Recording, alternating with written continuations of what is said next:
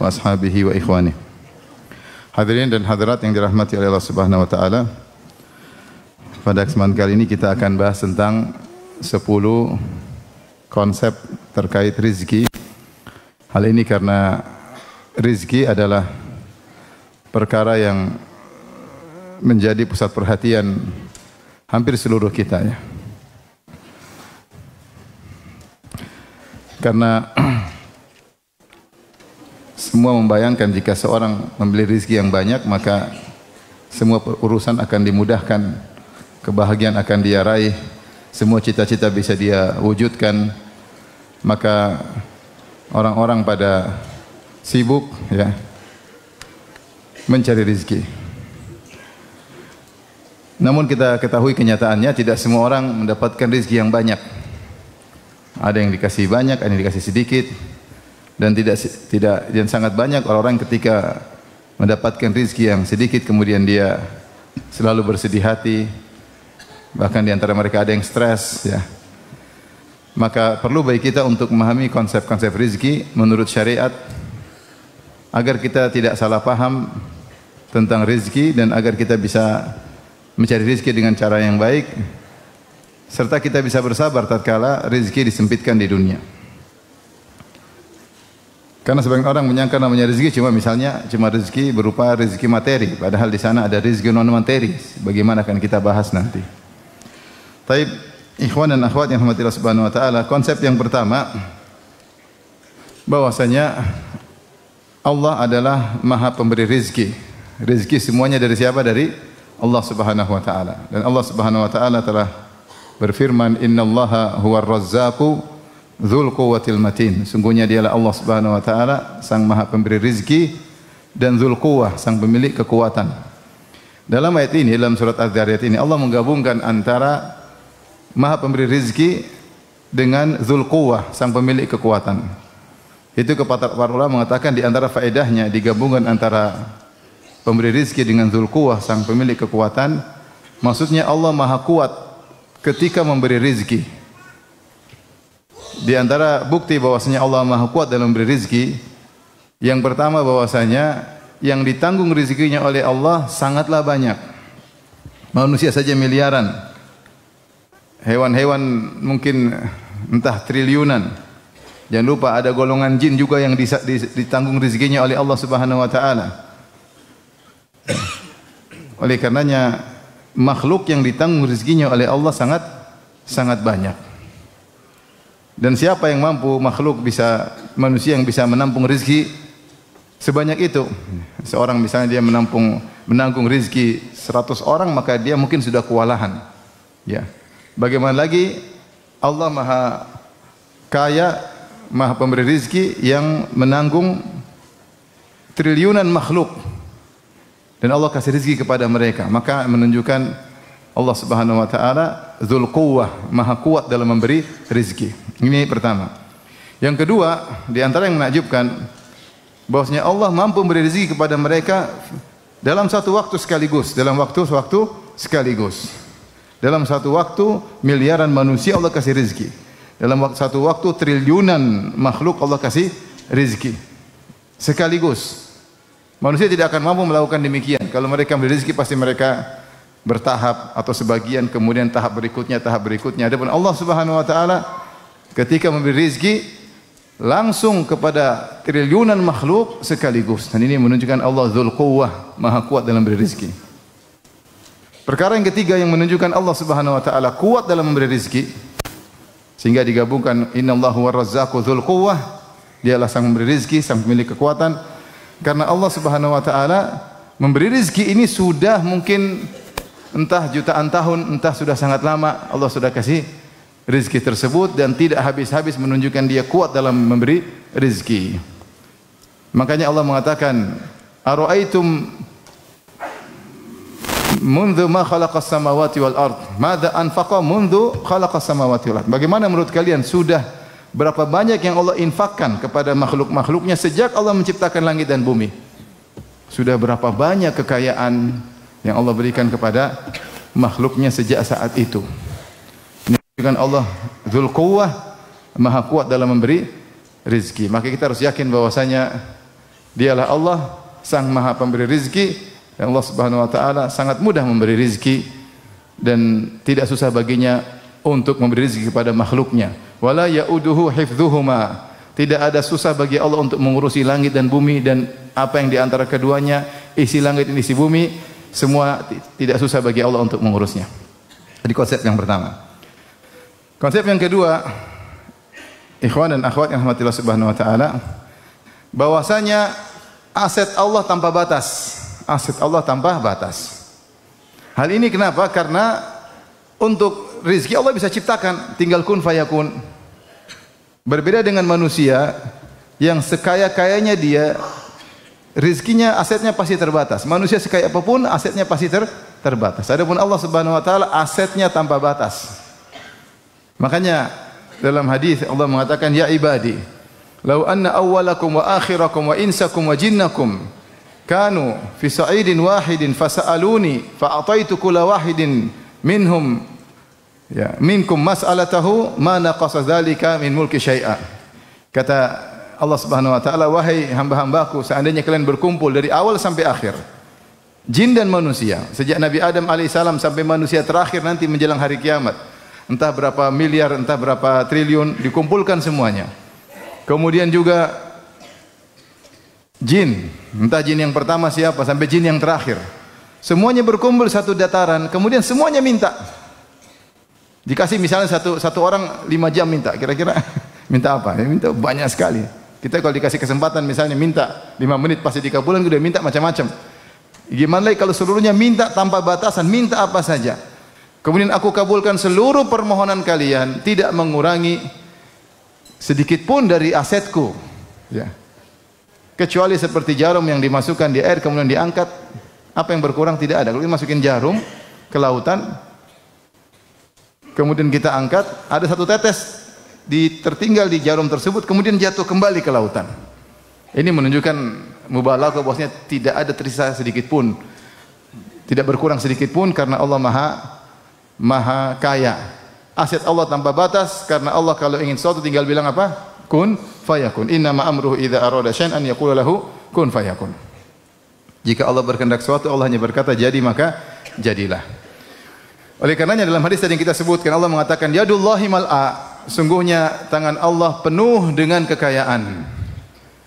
Ya. Yadullahi mal'a, la taghidhuha nafaqah. Apapun yang Allah berikan kepada makhluk tidak mengurangi kekayaannya sedikit pun. La taghidhuha nafaqah. Apapun yang Allah keluarkan tidak mengurangi asetnya. Tangan Allah penuh dengan kekayaan. Sahaul laili wan nahar, yang Allah adalah Maha dermawan siang dan malam, tidak berhenti memberi rizki kepada hambanya. Kulla yaumin huwa fi sya'an. Setiap hari Allah dalam kesibukan mengurusi hamba-hambanya, mengurusi makhluk-makhluknya. Bukan cuma kita yang diurusi, ada jin diurusin, ada hewan-hewan diurusin, ada langit, bumi diurusin oleh Allah Subhanahu wa taala, dan semuanya mudah bagi Allah Subhanahu wa taala. Sahaul laili wan nahar. Dermawan setiap siang, setiap hari, selalu dermawan. Kemudian Allah berkata, kata Nabi sallallahu alaihi wasallam, "Ara'aitum madza anfaqa mundzu khalaqas samawati wal ard?"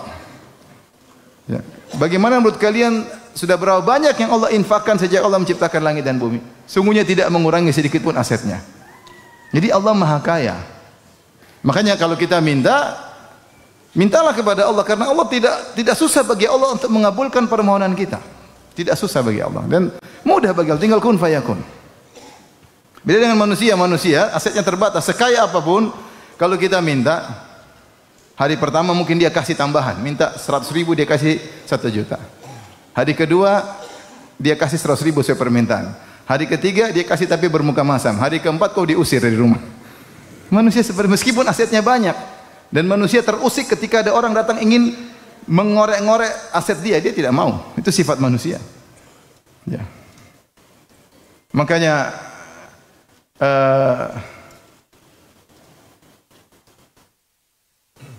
kalau seorang semakin minta kepada Allah, justru Allah semakin senang ya.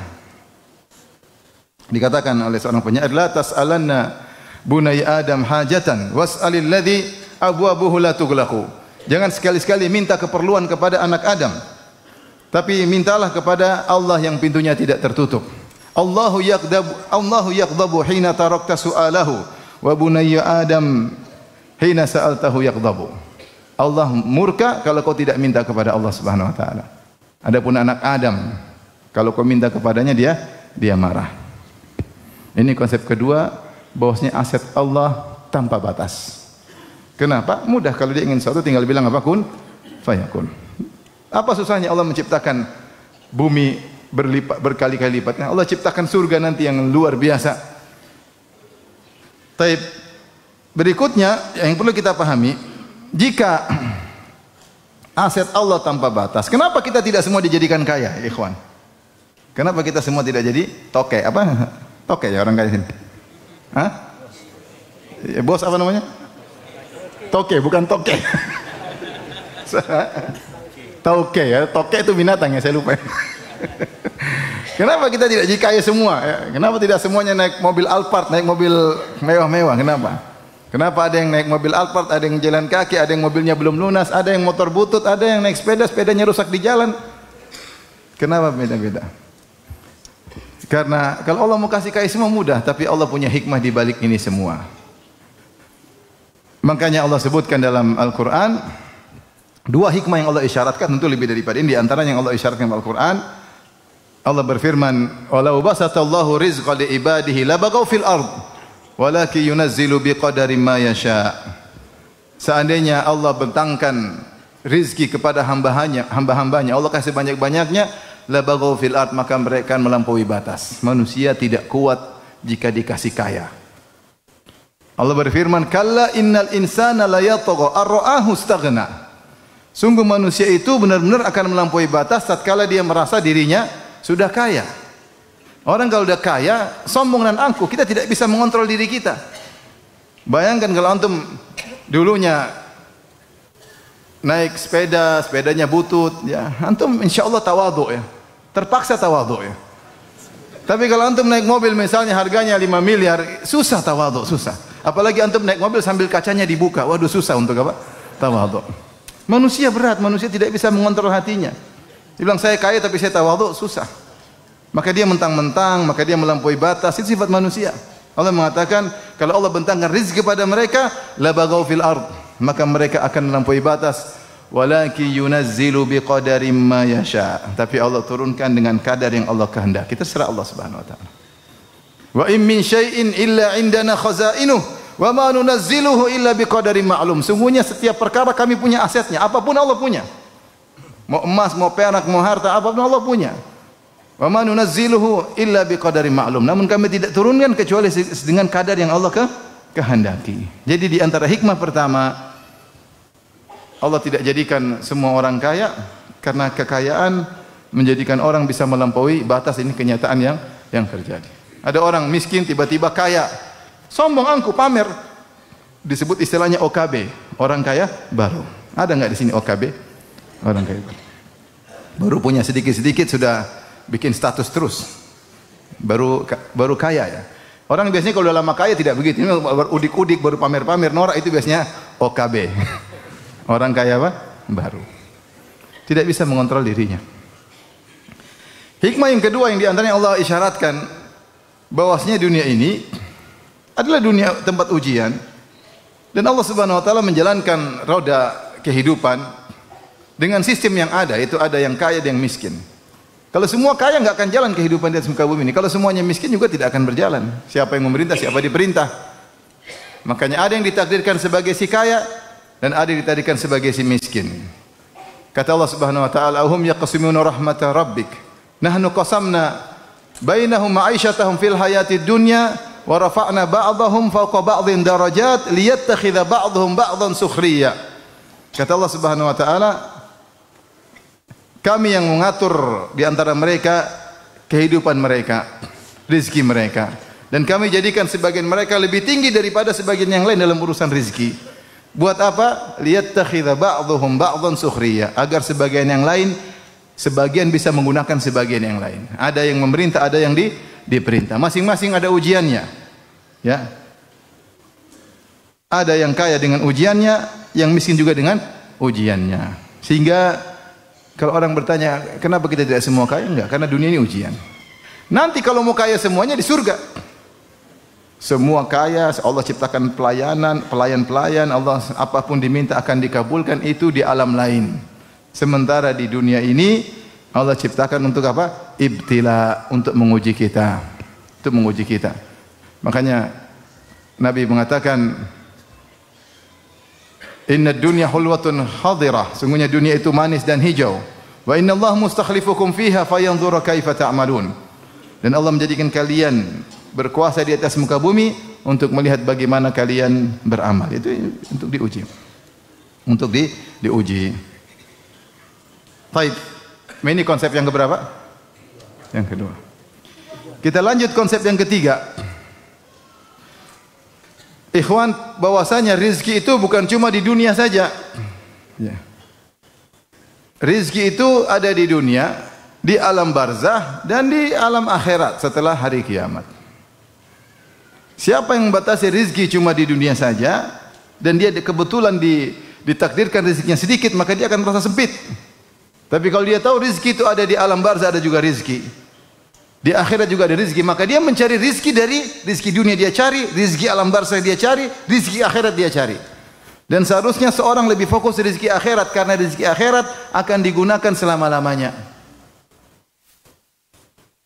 Oleh karenanya jangan batasi rizki hanya di dunia saja. Allah menamakan di dunia rizki, tetapi Allah menamakan di alam barzah juga apa? Rizki. Seperti firman Allah Subhanahu wa taala, "Wala tahsabanna alladhina qutilu fi sabilillahi amwatan bal ahya'un 'inda rabbihim apa? Yurzaqun."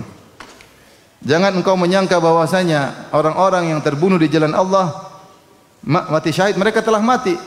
Bal ahya'un, bahkan mereka hidup, yaitu di alam barzah. Yurzaqun, mereka dapat rizki dari Allah Subhanahu wa taala. Ternyata di alam berikutnya ada rizki. Kita dunia paling 60-70 tahun. Saya kemarin waktu ke Madinah dipanggil sama guru saya. Udah lama saya enggak ketemu, udah puluhan tahun saya enggak ketemu. Saya masih Syu'bah. Terakhir saya ketemu udah lama. Dia panggil saya. Saya salamin dia, kemudian kita ngobrol. Dia tanya, "Firanda, kenapa orang Indonesia umur 60-an udah pada mati? Kita kalau di Arab 80-an baru mati." Saya bilang mungkin kebanyakan makan gorengan, Syekh. Jadi kita ini nikmati dunia tidak lama, 60-70 udah dipanggil oleh Allah Subhanahu wa taala karena kita hobi makan apa? Gorengan, harga mati gorengan. Repot. Jadi kita harus sadar bahwasanya rezeki yang akan kita nikmati dunia tidak lama, tidak lama. 60-70 tahun. Jarang yang lewat 70 tahun. Tidak lama. Makanya semua kenikmatan dunia Allah namakan mata. Ya, dunia kulluha mata. Dunia seluruhnya adalah mata. Mataun qalil. Mata itu apa? Suatu kesenangan yang expired, yang akan habis. Maka disebut mata, dipergunakan kemudian selesai. Ada enggak dunia yang dipergunakan tidak selesai? Semua mobil dipakai selesai, perabotan dipakai selesai, rumah dipakai rusak. Kalau enggak kita yang rusak dulu sebelum rumah yang rusak. Dan Rasulullah berkata, "Ad-dunya kulluha mata' wa khairul mata'id dunya al-mar'atu salihah." Dunia semuanya adalah mata, yaitu kesenangan yang akan selesai. Dan sebaik-baik kesenangan dunia adalah istri yang soleha. Istri soleha juga akan expire atau tidak? Expire atau tidak? Expire ya akhi. Entah ente expire di luar atau istri yang expire di luar. Selesai. Hidup cuma kesenangan ini cuma sementara. Maka silakan kita mencari rizki di dunia, tapi jangan lupa rizki untuk alam berikutnya. Alam berikutnya alam barzah, mungkin lama sekali. Seorang meninggal dunia, kemudian dia menanti hari kiamat. Bisa jadi sudah banyak nenek moyang kita sudah ribuan tahun di alam barzakh, sampai sekarang masih dalam alam barzakh. Tunggu hari kiamat ditegakkan. Apa bandingannya antara alam dunia dan alam barzakh? Jauh sekali. Jauh sekali. Oleh karenanya cari rizki di alam barzakh. Yang lebih lagi cari rizki di alam akhirat. Allah sebutkan rizki. Seperti firman Allah Subhanahu wa taala, "Kullama ruziqu minha min thamaratir rizqan qalu hadzal ladzi ruziqna min qabl wa utubihi mutasyabiha."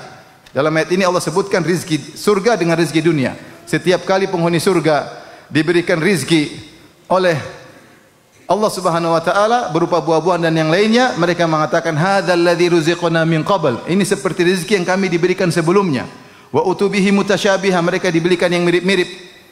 Diberikan yang mirip-mirip tapi beda hakikat. Jadi Allah namakan nikmat surga dengan apa? Rizki. Allah namakan nikmat dunia dengan apa?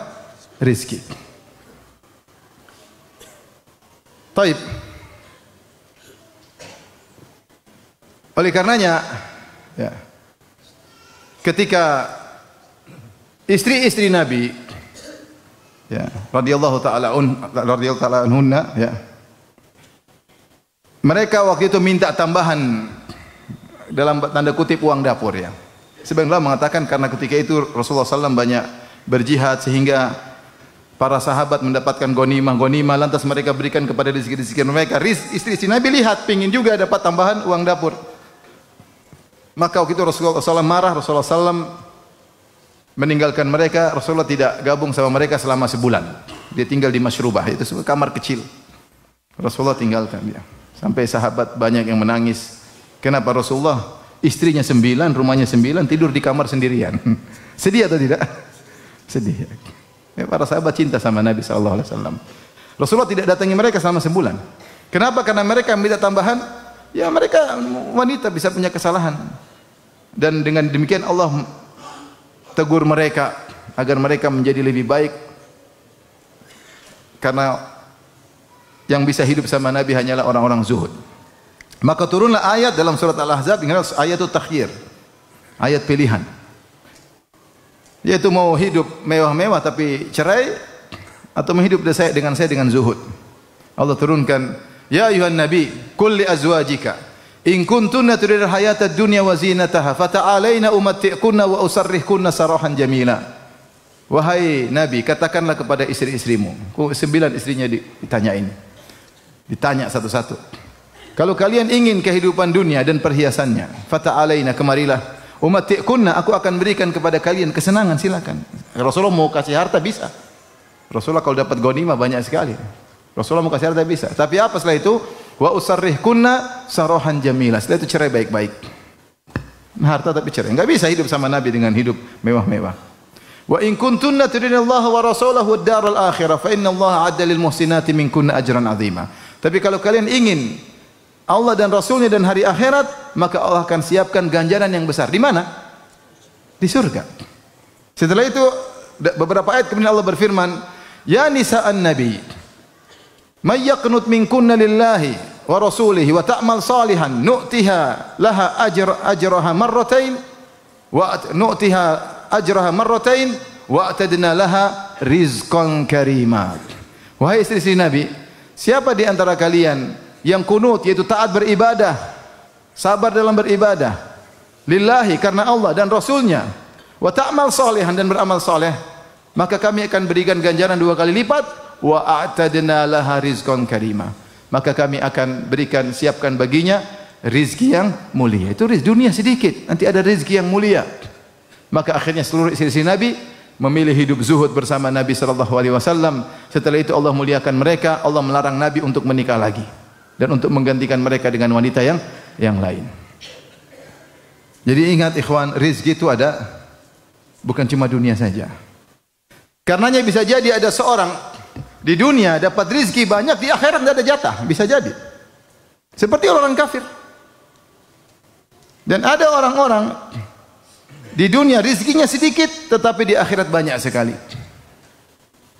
Maka jangan pikir rizki dunia saja. Allah berfirman, "Idza waqa'atil waqi'ah laisa liwaqa'atiha kadhibah khafidhatur rafi'ah idza rujjatil ardu rajja idza rujjatil ardu rajja." Kata Allah Subhanahu wa taala, jika telah tegak hari kiamat dan tidak ada yang bisa menolak akan datangnya hari kiamat, khafidhatur rafi'ah, bahwasanya hari kiamat itu merendahkan dan meninggikan. Apa maksudnya merendahkan? Sebagian ahli tafsir mengatakan merendahkan manusia-manusia yang disangka hebat ketika di dunia, di akhirat Allah rendahkan. Rafi'ah, hari kiamat meninggikan. Ada orang-orang dirasa rendah, hina, miskin di dunia, ternyata di akhirat dimuliakan. Jadi ada orang di dunia mungkin kelihatan kaya raya, kenikmatan luar biasa, ternyata di akhirat tidak punya apa-apa. Oleh karenanya kalau qadarullah antum miskin, boleh sedih tapi jangan terlalu bersedih. Bisa jadi jatah di akhirat apa? Banyak. Oleh karenanya ketika Umar bin Khattab radhiyallahu anhu datang ke Masyrubah dalam Sahih Bukhari tadi, ketika Rasulullah meninggalkan istri-istrinya, Masyrubah kamar kecil, tidak ada apa-apa. Hanya melihat sebagian, tidak ada apa-apa di kamar. Kalau salah cuma ada kulit-kulit yang kulit-kulit samak. Ya Rasulullah tidak punya apa-apa. Maka Umar berkata, ya Rasulullah, Mereka Romawi, Kaisar, Kisra, mereka diberikan dunia. Ya, sementara kita begini, tidakkah berdoa untuk umatmu? Maka Rasulullah marah, kata Rasulullah sallam, "Afi syakkin anta ya ibn al-Khattab?" Kau ragu wahai Ibnu Umar.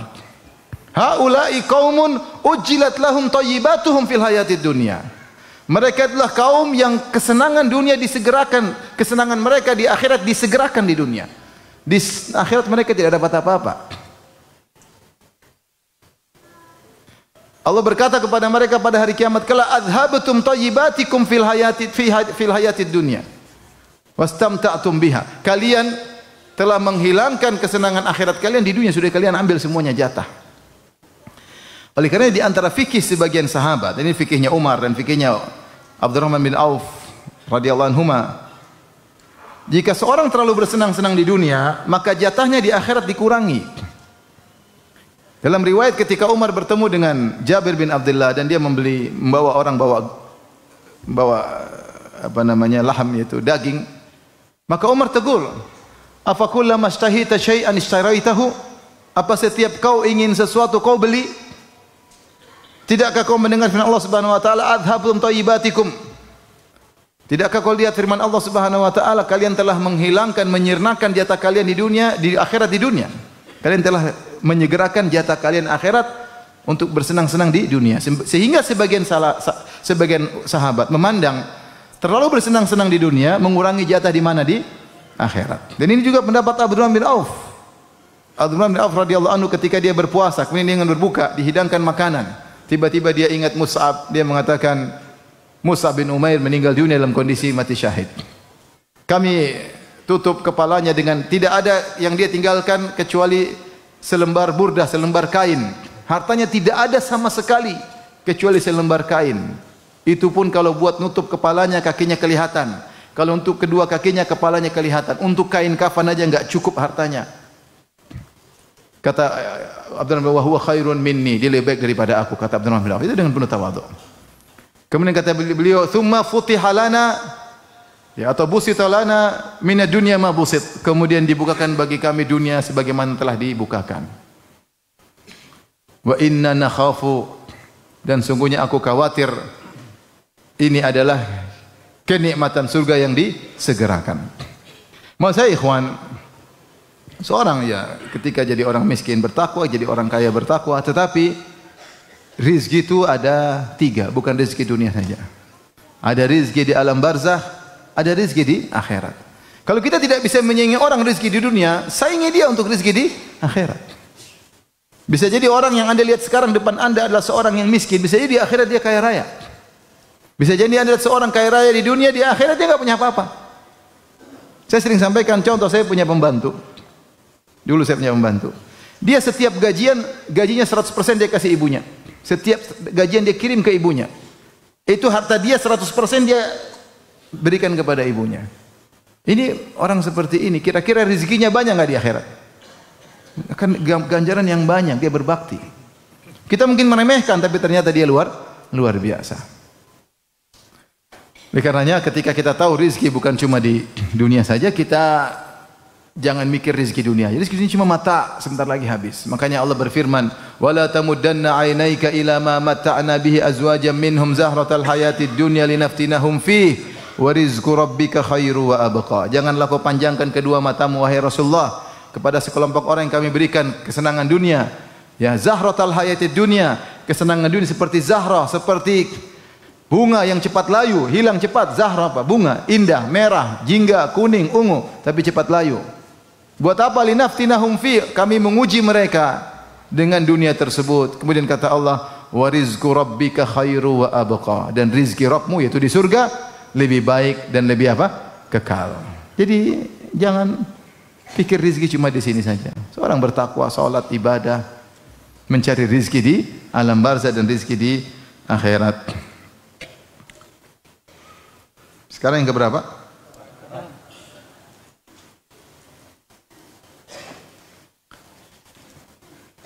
Baik. Berikutnya ikhwan, bahwasanya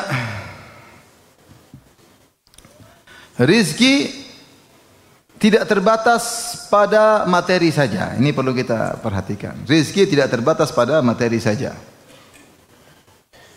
Ya, kalau kita buka di kamus-kamus Arab, rizki itu yang bermanfaat bagi manusia. Ya. Dan ini juga pendapat Syekh Utsaimin rahimahullah, bahwasanya rizki itu sesuatu yang bermanfaat bagi manusia. Bermanfaat bagi manusia, baik badannya maupun rohaninya maupun agamanya. Itu semuanya apa? Rizki. Rizki secara umum ternyata terbagi menjadi dua.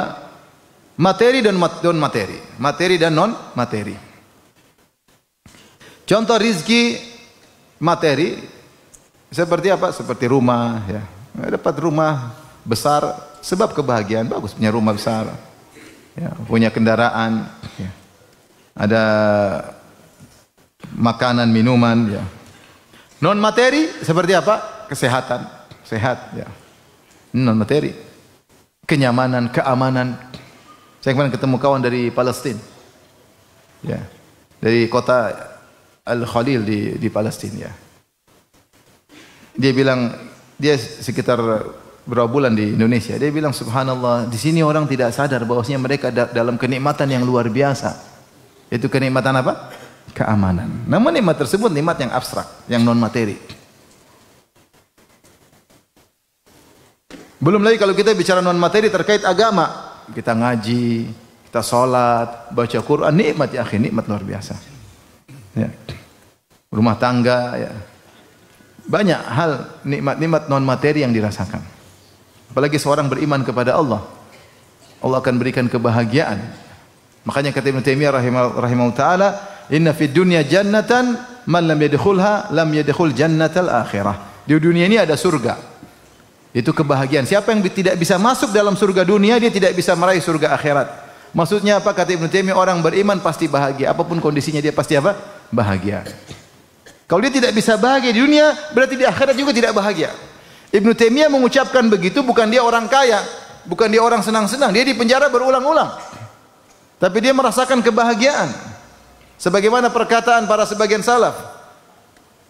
Lau alimal muluk wa abna al muluk ma nahnu alaihi minan naim lajaladuna alaihi. Seandainya para raja, para pangeran tahu tentang kebahagiaan yang kami dapatkan, itu rizki non materi, tentu mereka akan memaksa untuk merebut dari kami. Oleh karenanya orang kalau bertakwa, Allah akan berikan apa? Kebahagiaan. Ketahuilah ikhwan dan akhwat yang rahmati Allah Subhanahu wa taala, betapa banyak orang diberikan kebahagiaan, rizki materi, namun tidak dapat rizki non materi. Banyak orang kaya raya tapi hidup sengsara, narkoba, tidak ada ketenangan. Bahkan Allah sebutkan orang-orang munafik, tentang orang-orang munafik, kata Allah Subhanahu wa taala, ya. Fala tu'jibaka amwaluhum wala auladuhum. Innama yuridullahu liyu'adzibahum biha fil hayatid dunya. Janganlah engkau takjub dengan harta mereka dan anak-anak mereka. Sungguhnya Allah ingin mengadab mereka biha, dengan anak-anak dan harta mereka fil hayatid dunya, dalam kehidupan dunia. Jadi ada orang diberi rizki materi itu menyiksa dia. Ada, Allah sebut dalam Al-Quran. Dia dapat rizki materi tapi dia tersiksa. Dia tersiksa. Buktinya banyak ya. Saya sering sampaikan, saya ketemu dengan ada non muslim, orang kaya punya properti, saya ngobrol di pesawat. Akhirnya ngobrol-ngobrol, saya bilang, Bapak bagaimana sekarang, apa yang Bapak, kesedihan yang Bapak rasakan? Dia bilang, saya lagi sedih, anak-anak saya yang saya biayai, saya sekolahkan, sekarang mereka tidak ada yang hubungi saya, tidak ada kunjungi saya. Dia punya anak-anak, dia tersiksa. Di saat masa tua dia ingin anak-anak merawatnya, menelponnya, mengunjunginya, ziarah kepadanya. Anak-anak cuek dengan kehidupan, anak tidak tahu diri, anak durhaka.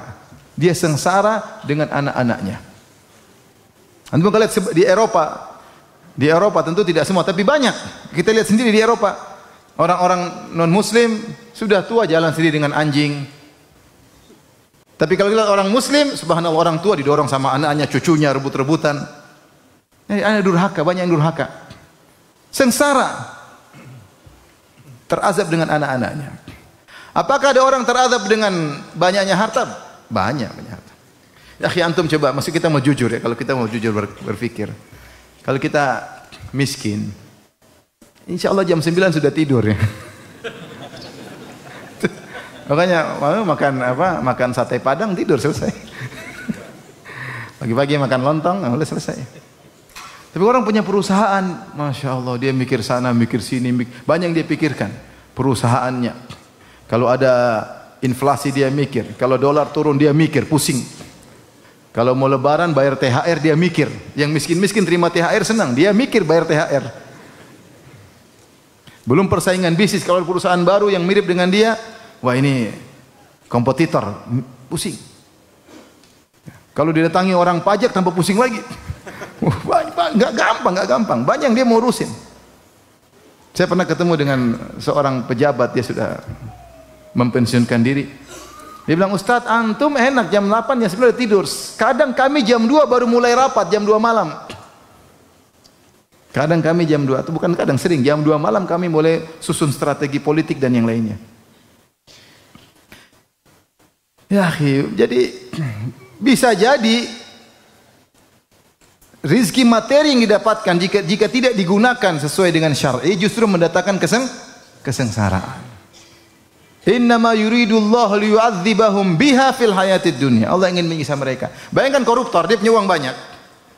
Uangnya banyak.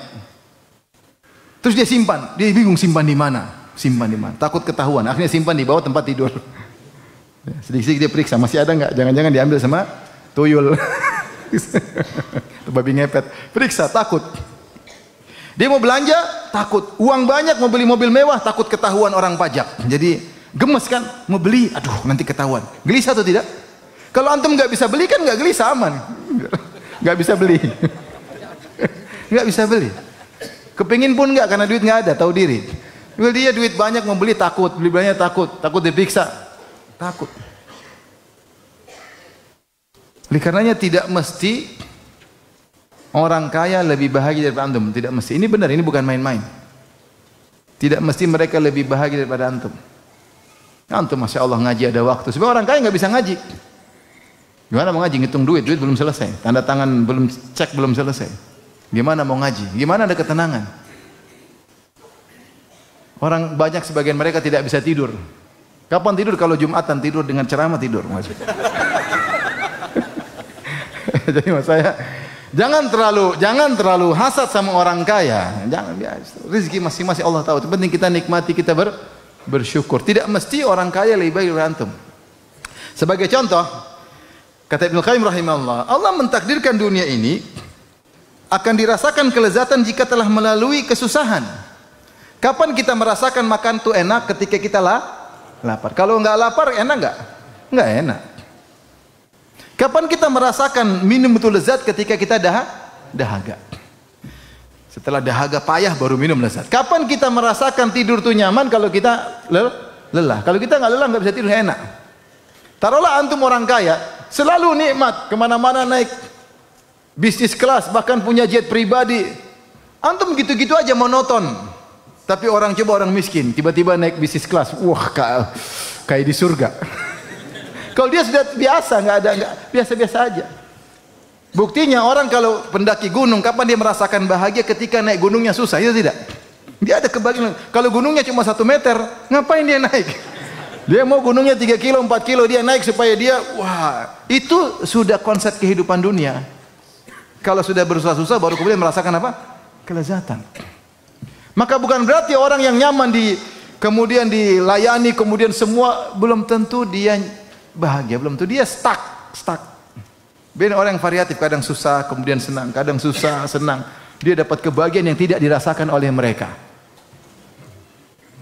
Jadi pilih mana? Miskin atau kaya? Kaya dong Ustaz. Kaya yang bersyukur. Ini kan kita hiburan, kan tidak semua antum kaya. Ada di antara antum yang kaya, ada yang miskin, ada yang sok kaya, yang macam-macam.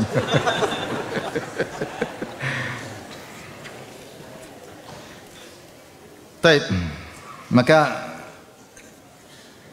bersyukur apa yang ada sehingga kita bisa bahagia. Sekarang yang keberapa? 6 apa 5? Ya sudahlah, hitung aja lah, anggap aja 6 ya. Biar cepat selesai. Baik. Rizki ada yang halal, ada yang haram. Ini beda dengan Mu'tazilah yang mengatakan rizki hanya yang halal. Rizki ada yang halal, yang haram. Makanya kita minta rizqan thayyiban. Habis salat subuh kita mengatakan apa? Allah minas'aluka ilman nafi'an wa rizqan thayyiban wa amalan mutaqabbala. Ya. Dan rizki yang halal atau haram ditinjau dari pertama, ditinjau dari zatnya, zatnya bisa halal bisa haram. Yang kedua ditinjau dari cara meraihnya, bisa halal bisa apa? Haram. Khamar zatnya haram. Babi zatnya apa? Haram, ya. Tapi ada rizki yang halal tapi cara mencarinya haram, ya. Korupsi, nipu orang, riba, judi, ini semua cara-cara yang haram. Yang ingin saya sampaikan ikhwan, ketahuilah kaidah menyatakan antum cari rizki dengan cara apapun, mau cara halal, cara haram, hasilnya sama, tidak berubah. Ini harus antum yakini. Rizki kita tidak berubah nominalnya. Dari kita lahir sampai kita mati tidak berubah nominalnya. Mau cari dengan cara halal, cara haram, hasilnya sama. Siapa yang bilang demikian? Nabi SAW. Nabi mengatakan, Inna ruhal qudusi nafatha fi raw'i anna nafsan lan tamuta hatta tastakmila rizqaha. Sungguhnya Jibril alaihissalam memberikan wahyu ke dalam jiwaku, menyatakan bahwasanya tidak ada satu jiwa pun yang meninggal kecuali telah sempurna apa? Rizkinya. Kemudian kata Nabi, fa'ajmilu fi talab, maka carilah dengan cara yang baik. Khudhu mahalla wada'u maharum, ambil yang halal tinggalkan yang haram karena hasilnya sama saja. Hasilnya sama saja. Ajmilu fi talab ada dua makna. Pertama, ijmal, ada yang mengatakan kepada jamal, yaitu carilah dengan cara yang baik, jangan cari cara haram karena sama saja. Ada ajmilu fi talab, yaitu dengan ijmal, yaitu jangan ngoyo, cari rezeki tapi jangan apa? Jangan ngoyo. Mau ngoyo enggak ngoyo sama saja hasilnya. Jangan sampai lembur kerja sudah 12 jam, lembur juga 12 jam. Kebanyakan ya. Kalau bisa hari 25 jam, 25 jam. Sama saja. Kelihatannya banyak sekarang, nanti berkurang karena ini, berkurang karena ini, hasilnya sama saja. Oleh karenanya, ini apa ini, azan ya? Ya azan ya. Oleh karenanya ketika seorang di depan dia ada cara yang haram, jangan dia tempuh. Di depan dia untung yang banyak, jangan tergoda. Kalau dia tidak ambil, Allah akan buka rizki dari jalan yang lain yang hasilnya sama, cepat atau lambat. Jangan tergoda. Haram tinggalkan, syubhat tinggalkan. Allah akan buka dengan cara yang lain. Kalaupun dia dapat yang haram tersebut, Allah akan ambil dengan cara Allah Subhanahu wa taala yang dia tidak sadari. Masalahnya, meskipun nominalnya sama, hasilnya sama, kalau antum ambil dengan cara yang halal, antum selamat di akhirat. Kalau antum ambil dengan cara yang haram, antum binasa di akhirat. Oleh karenanya rezeki yang haram halal nominalnya sama saja. Tapi azan aja dulu.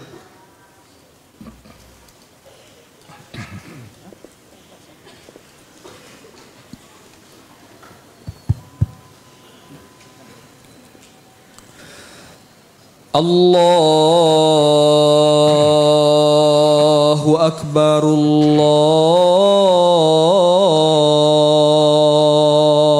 Allahu Akbar, Allahu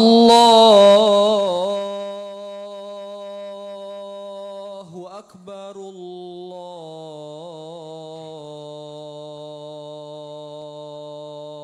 Akbar. Ashhadu an la ilaha illallah. Ashhadu an la ilaha illallah.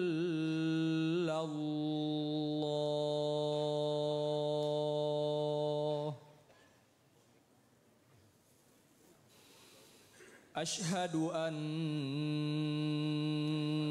Muhammadar Rasulullah.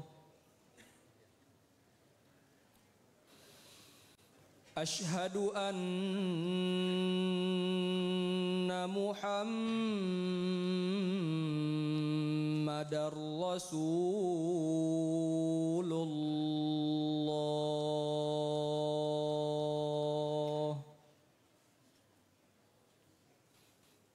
Hayya 'alas shalah.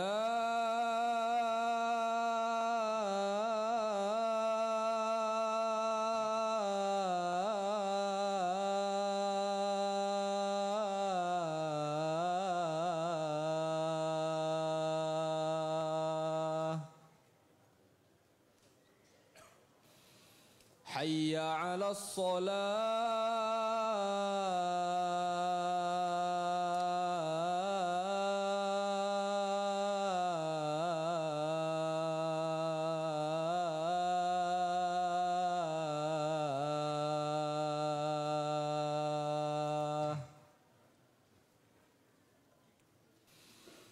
Hayya 'alal falah.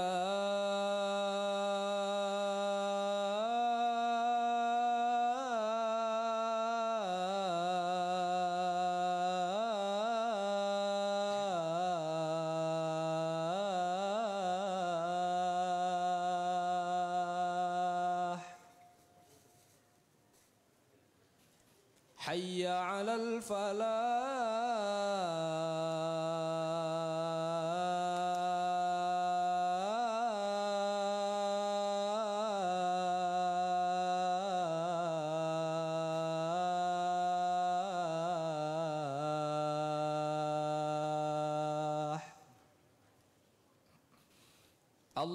Allahu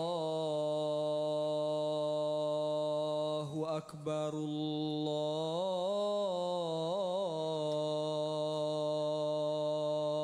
akbar. La ilaha illallah.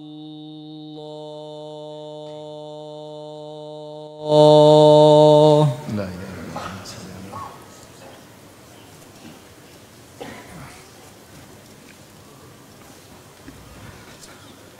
Kita lanjutkan, ikhwan dan akhwat yang rahmatillah subhanahu wa ta'ala. Kalau kita mendapatkan rezeki dengan cara haram, musibah pada hari kiamat kelak. Rasulullah SAW bersabda, lan tazula qadama abdin hatta yus'al an arba'. Tidaklah bergeser kedua kaki seorang hamba pada hari kiamat, yaumul qiyamah.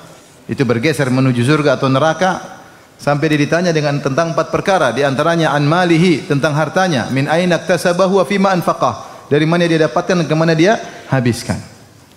Makanya ada yang tawar kepada kita misalnya, Ustaz, ada yang bilang, saya enggak siap dihisab. Saya tidak siap dihisab. Saya tidak siap dihisab. Jadi kita yakin rezeki sama saja. Disebutkan, dikisahkan, ada seorang salaf yang dia ketika mau ke masjid atau ke suatu tempat, dia nitip pelananya kepada seorang, dia titip pelananya, suruh dijaga, kemudian dia melakukan keperluannya, hajatnya, kemudian dia balik.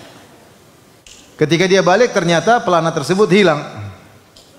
Maka dia suruh orang untuk beli pelana di pasar. Maka ada orang belikan dengan harga 2 dinar kalau tidak salah ya.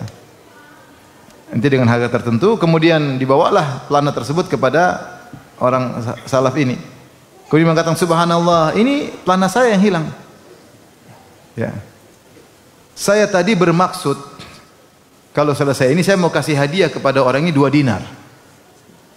Tapi dia tidak ingin mengambil dengan cara yang halal. Ternyata dia curi, dia jual, dia juga dapat 2 dinar. Subhanallah. Jadi mau cara baik, cara halal, cara haram, tetap berapa? 2 dinar. Ini harus kita yakin. Ada kawan punya proyek terkait dengan pemerintah, kemudian sebagian oknum akhirnya memaksa harus diberikan bagian jatah. Minta kepada kawan tersebut. Ini kawan langsung cerita sama saya. Minta. Kata dia bilang, harus saya dapat jatah. Kalau enggak, ini enggak gol. Atau tendernya tidak dimenangkan. Kawan ini bilang, enggak, saya enggak mau. Kalau enggak, ya sudah enggak apa-apa, enggak usah. Meskipun proyeknya mungkin ratusan miliar. Enggak, kalau enggak mau. Akhirnya kawan enggak ambil. Dia enggak ambil. Akhirnya proyek hilang. Untung banyak hilang, enggak ada masalah. Ternyata dia ambil kontraktor lain, ngerjain enggak bisa. Enggak bisa. Akhirnya kawan dipanggil lagi, dikasih proyek tanpa ada korupsi. Subhanallah. Kalau itu rezeki kita tidak bakalan lari. Kalau tertutup pintu ini akan terbuka pintu yang lain. Allah punya cara, tinggal kita yakin. Maka ikhwan, kalau ada tawaran haram jangan diambil. Syubhat aja kalau bisa tinggalkan, tinggal. Haram apalagi jangan ambil. Rezeki sama aja, yakin rezeki sama aja. Kalau tutup pintu ini akan dibuka pintu yang lain oleh Allah Subhanahu wa taala. Baik, sekarang kaidah yang konsep yang berapa? Ya, terserahlah berapa ya. Ketahuilah bahwa banyaknya rizki bukan pertanda Allah mencintai seorang hamba. Kalau banyaknya rizki tanda cinta Allah kepada seorang hamba, tentu orang kafir berarti dicintai oleh Allah Subhanahu wa taala. Rizki bisa diberikan oleh Allah kepada orang yang Allah cintai dan juga kepada orang yang Allah tidak cintai. Ya. Makanya Allah mengatakan, ya,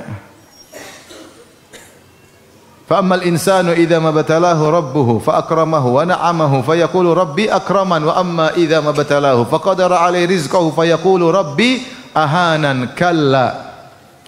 Adapun manusia kalau di lapangan rezekinya dia mengatakan Rabbi akraman, Allah telah muliakan aku.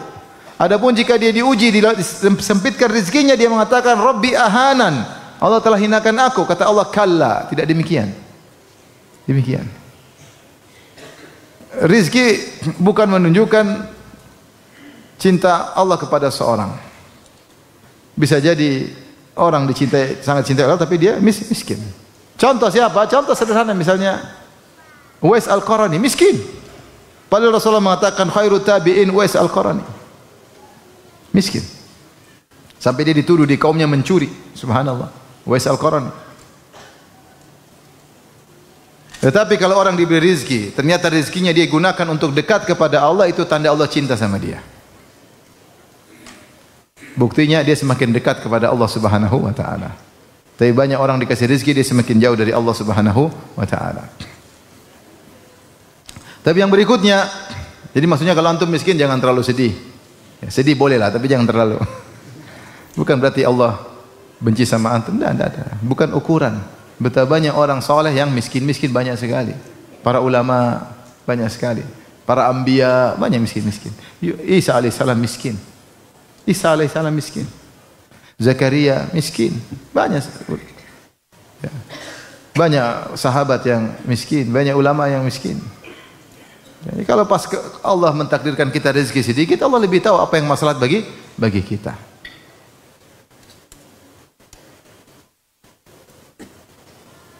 Saya punya pengajian judulnya 17 sisi baik dari musibah. Mungkin kalau antum merasa miskin musibah, tolong nonton video itu ya. Saya tidak mau bahas sekarang. 17 sisi baik di balik apa? Musibah. Taib. Yang berikutnya, semua rizki telah diatur oleh Allah Subhanahu wa taala, telah dijamin oleh Allah Subhanahu wa taala.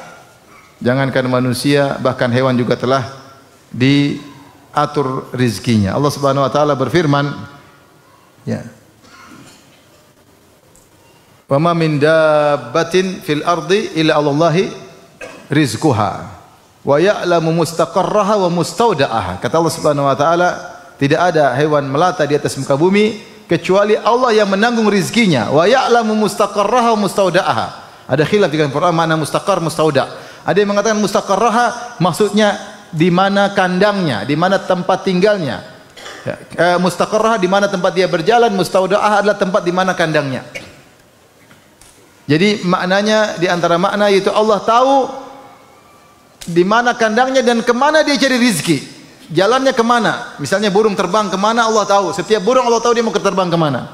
Setiap hewan keluar dari lubangnya mau kemana Allah tahu. Jadi Allah sudah siapkan rizki sesuai dengan arah jalannya. Allah yang tanggung. Itu hewan. Sebagian ulama menafsirkan mustaqarrah mustaudaah maksudnya hidupnya dan matinya. Allah tahu mainnya kemana, jalan-jalannya kemana, kapan ajalnya Allah tahu sehingga Allah sudah tentukan. Cacing ini rezekinya ini, burung ini rezekinya ini, ikan ini rezekinya ini, Allah sudah tentukan. Detail per hewan-hewan. Tidak ada satu hewan binatang melata kecuali Allah tentukan rezekinya. Bagaimana lagi dengan manusia yang mukallaf? Kata Allah Subhanahu wa taala, "Wa ka'ayyim min dabbatin la tahmilu rizqaha Allahu yarzuquha wa iyyakum." Betapa banyak hewan melata tidak mampu menanggung rezekinya. Hewan melata tidak akalnya tidak banyak seperti manusia. Burung akalnya sederhana aja. La tahmilu rizqaha, akalnya tidak seperti manusia.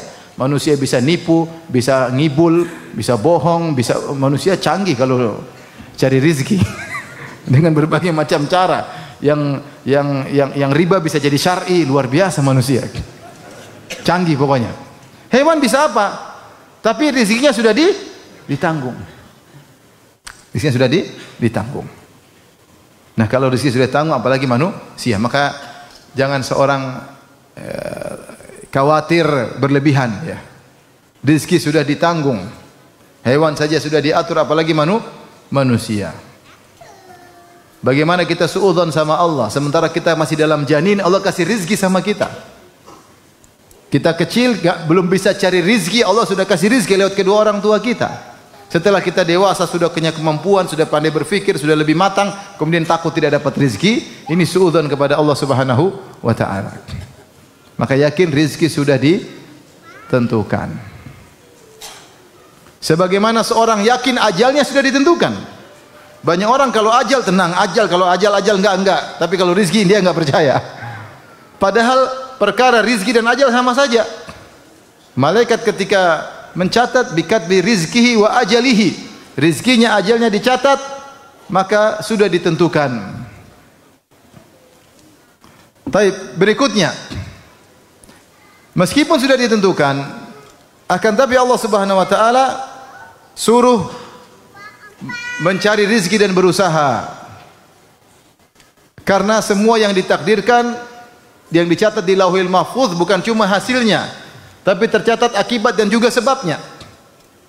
Si fulan mati, tapi karena apa Allah catat? Si fulan kaya karena apa? Miskin karena apa? Ada semua catatannya.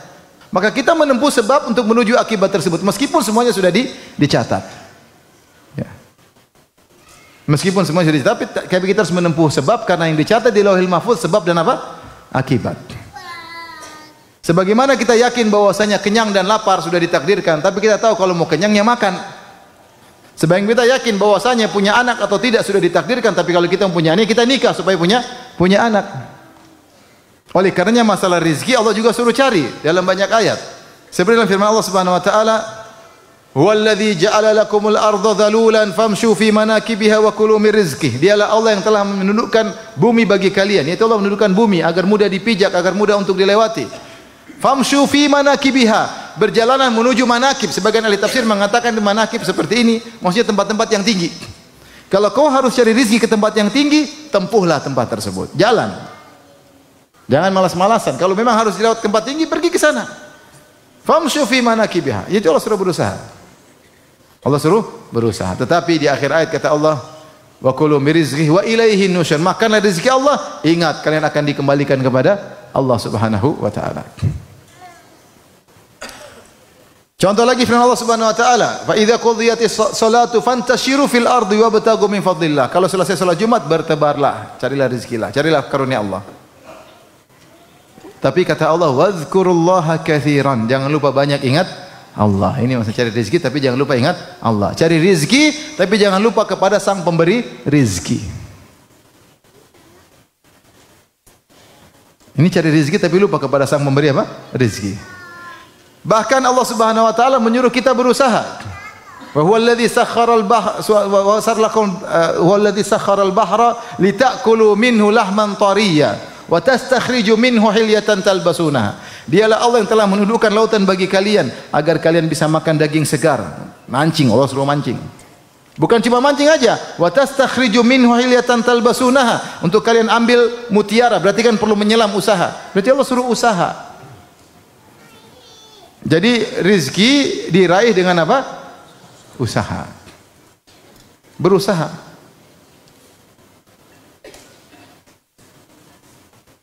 Dan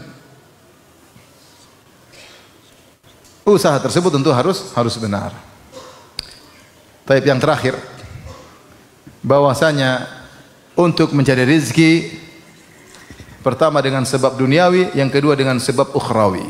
Sebab duniawi Banyak caranya, jadi dokter, jadi guru, jadi dosen, ya, jadi pedagang, jadi kontraktor, ya, jadi sales, jadi broker, jadi apa terserah, yang penting halal. Ini masing-masing dibukakan oleh Allah cara-cara mencari rezeki. Tapi ada pintu-pintu rezeki yang ukhrawi yang mungkin lebih efektif daripada cara-cara duniawi. Jangan disepelekan. Jangan disepelekan. Di antaranya yang pertama misalnya adalah dengan menyambung silaturahmi. Man ahabba an yubsata lahu fi rizqi wa yunsa'a fi athari falyasir rahimah. Siapa yang ingin lapangkan rezekinya, dipanjangkan umurnya, maka sambung silaturahmi. Orang yang sibuk sambung silaturahmi rezekinya lancar. Rezekinya lancar. Ini di antaranya. Allah tambah-tambahkan rezekinya. Tambah-tambahkan. Saya tidak ada teman yang saya kenal perhatian sama silaturahmi kecuali rezekinya lancar. Tidak ada teman yang saya kenal perhatian sama kerabatnya kecuali rezekinya apa? Lancar. Kemudian antaranya kedua, misalnya kafalah kepada penuntut ilmu. Dalam satu hadis dalam Sahih Salihin disebut ada seorang, dua orang, satu kerja, satu menuntut ilmu sama Nabi. Akhirnya saudaranya mengeluh, "Ya Rasulullah, ini saudaraku tidak kerja." Maka Rasulullah mengatakan, la'allaka turzaqu bihi. Kata Nabi, bisa jadi kau dapat rezeki gara-gara dia, lewat dia. Bisa jadi kau dapat rezeki lewat apa? Lewat dia. Jadi karena kau ngurusin dia nuntut ilmu, kau dapat rezeki lewat dia. Dalam hadis juga, saya lupa lafalnya tapi maknanya, Allah Subhanahu wa taala memberikan rezeki pada suatu kaum lewat kaum yang lain. Jika mereka terus menafkahi kaum tersebut, maka mereka terus diberi rezeki oleh Allah. Jika mereka tidak mau, Allah akan ganti dengan kaum yang lain. Subhanallah. Di antara nasihat yang pertama kali ketika sampai Madinah, saya tidak lupa tentang guru saya itu cerita. Dia bilang ada seorang selalu kalau dapat rezeki dia kasih ke orang lain. Dia kasih. Sampai teman-temannya tegur, ente kan dapat rezeki kasih-kasih orang. Kata dia, saya punya kebiasaan sama orang, Allah punya kebiasaan sama saya. Kebiasaan saya kalau saya dapat rezeki saya kasih, kebiasaan Allah kalau saya kasih saya dikasih lagi sama Allah. Kalau saya rubah kebiasaan saya terhadap orang, saya takut Allah rubah kebiasaannya. Terkadang seorang hanya mengkafalahi, mungkin anak yatim satu orang, dua orang, ternyata Allah buka rezekinya banyak. Uang yang dia keluarkan untuk anak yatim tersebut tidak seberapa dengan keuntungan yang Allah berikan di dunia, tidak sebanding. Tapi ternyata ini adalah pintu untuk buka rezeki yang banyak. Terkadang seorang silaturahmi cuma kasih sedikit, tapi ternyata Allah ganti dengan sangat banyak. Ketika dia ikhlas kepada Allah, dia tidak mencari dunia, tidak mencari sanjungan, tidak mencari pengakuan dari orang, Allah ternyata kasih rezeki yang banyak. Yang menakjubkan, saya punya teman-teman kerja sama orang kafir. Orang kafir terus meyakini, dia mengatakan, ini fulan, kaum muslim, ini bantu sana anak yatim. Dia pingin biar usaha kita, perusahaan kita apa? Baik, bantu anak yatim. Sebab orang kafir yakin. Pokoknya kau bantu anak yatim, rezeki kita apa? Perusahaan kita dijaga oleh Tuhanmu atau Tuhanku, terserahlah. Maksud saya dia percaya itu. Menakjubkan ya. Oleh karenanya benar usaha duniawi tidak kita sepelekan, kita kerjakan, tapi usaha ukhrawi ini sangat penting. Di antara usaha ukhrawi agar kita mendapat rezeki, tawakal. Kata Ibn Rajab Al-Hambali, tawakal yang kuat dengan sebab yang sedikit rezeki banyak. Lau annakum tatawakkaluna 'ala Allahi haqqa tawakkuli la razaqakum kama yarzuqut tayr taqdu khimasan wa taruhu bitana. Kalau kalian bertawakal dengan kepada Allah dengan tawakal yang benar, Allah akan kasih rezeki kepada kalian sebagaimana Allah beri rezeki kepada burung. Dia terbang di pagi hari perut kosong, balik di sore dengan perut kenyang. Oleh karena ketika sebagian ulama mensyarah hadis yadkhulul jannah qaumun afidatuhum ka afidati tayr, masuk surga suatu kaum yang hati mereka seperti hati burung. Banyak ulama menafsirkan yaitu burung tawakalnya tinggi. Tawakalnya tinggi. Dengan modal kemampuan yang sedikit, dengan akal yang terbatas tapi rezekinya lancar, dia terbang, dia bertawakal, perut kosong dia pulang bawa makanan kasih anak-anaknya. Maka terkadang seorang agar rezekinya mudah, dia bertawakal kepada Sang Maha Pemberi rezeki. Dia tahu bahwasanya rezekinya bukan dari bosnya, bosnya cuma dari Allah, cuma lewat bosnya. Dia tahu bahwasanya konsumen bukan dari konsumen rezekinya, tetapi Allah kasih dia lewat konsumen yang membeli darinya. Fabtagu indallahi rizq. Kata Allah, carilah di sisi Allah rizkimu. Carilah di sisi Allah. Jadi carilah rizki dari Sang Maha Pemberi rizki. Demikian saja ikhwan kajian kita. Semoga Allah Subhanahu wa taala memberikan kepada kita rizki yang halal di dunia, di alam barzah, terlebih lagi di akhirat kala amin ya rabbal alamin. Baik, kita buka tanya jawab.